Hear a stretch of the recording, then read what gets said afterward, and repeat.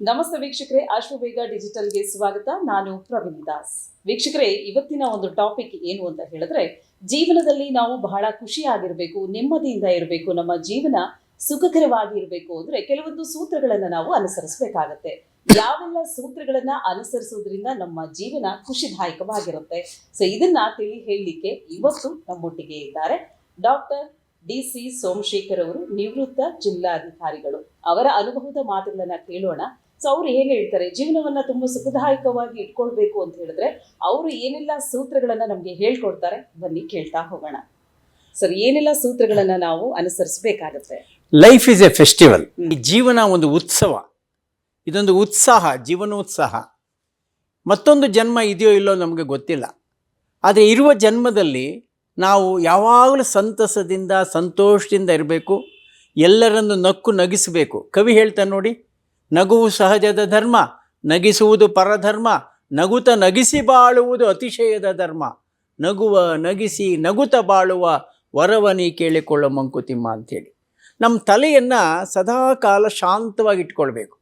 ವಿವೇಕಾನಂದರು ಹೇಳ್ತಾರೆ ನೋಡಿ, don't make your head A dustbin of jealousy and enmity, instead make your head A treasure house of knowledge, compassion and love ಅಂತ.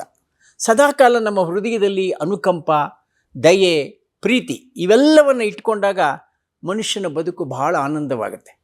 ಮತ್ತು ಇನ್ನು heart, ಹೃದಯ ಇದೆ, ಹೆಡ್ ಆದಮೇಲೆ ಹಾರ್ಟು. ಈ ಹೃದಯದಲ್ಲಿ ಏನು ಇಟ್ಕೊಳ್ಬೇಕು? ಸದಾಕಾಲ ಇನ್ನೊಬ್ಬರ ಬದುಕಿಗೆ ಸಂವೇದನೆ ಮಾಡ್ತಕ್ಕಂಥ ಸ್ಪಂದನದ ಅಂತಃಕರಣದ ಗುಣ ನಮ್ಮ ಈ ಹೃದಯಕ್ಕಿರಬೇಕು. ಈ ಕೈ ಕೊಟ್ಟಿದ್ದಾನೆ ಭಗವಂತ ಯಾತಕ್ಕೋಸ್ಕರ? ಇನ್ನೊಬ್ಬರಿಗೆ ಸಹಾಯ ಮಾಡೋಕ್ಕೋಸ್ಕರ. ಅಬ್ದುಲ್ ಕಲಾಂ ಹೇಳ್ತಾರೆ, is one handsome who gives his hand to someone for help ಅಂತೇಳಿ.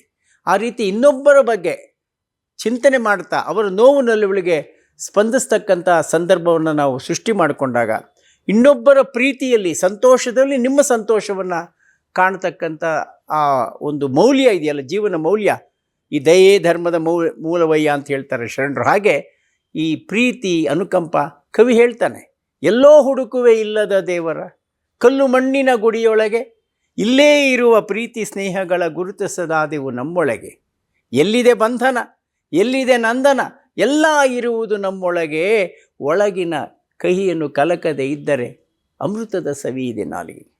ಹೀಗಾಗಿ ಸದಾಕಾಲ ಒಳ್ಳೆಯ ಮಾತನಾಡೋದು, ಒಳ್ಳೆಯ ಕೆಲಸ ಮಾಡೋದು, ಸಜ್ಜನರ ಸಂಘ ಮಾಡೋದು, ಎಲ್ಲರನ್ನೂ ಪ್ರೀತಿಸೋದು, ಇರೋದರಲ್ಲಿ ಸಂತೃಪ್ತಿ ಪಡ್ತಕ್ಕಂಥದ್ದು, ಸ್ಯಾಟಿಸ್ಫ್ಯಾಕ್ಷನ್, ಕಂಟೆಂಟ್ಮೆಂಟ್ ಇದೆಯಲ್ಲ, ಅದು ಭಾಳ ಭಾಳ ದೊಡ್ಡ ಜೀವ ದ್ರವ್ಯ.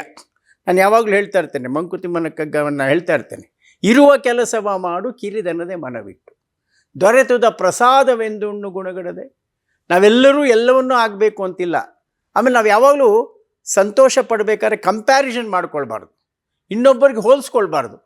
ನನ್ನ ಹತ್ರ ಒಂದು ಸಣ್ಣ ಕಾರಿದೆ, ನನ್ನ ಪಕ್ಕದ ಮನೆಯವರು ಭಾಳ ದೊಡ್ಡ ಕಾರು, ವೈಭವದ ಕಾರು ಇಟ್ಕೊಂಡಿದ್ದಾರೆ ಅಂತ ಕಂಪ್ಯಾರಿಸನ್ ಮಾಡಿದ್ರೆ ಆವಾಗ ನಮಗೆ ತೃಪ್ತಿ ಇರೋದಿಲ್ಲ. ಭಗವಂತ ನಮಗೇನು ಕೊಟ್ಟಿದ್ದಾನೆ ಅದರ ತೃಪ್ತಿಯನ್ನು ಪಡಬೇಕು, ಸಂತೋಷ ಪಡಬೇಕು, ಇತರರಿಗೆ ನಾವು ಸಹಾಯದ ಹಸ್ತವನ್ನು ಚಾಚಬೇಕು.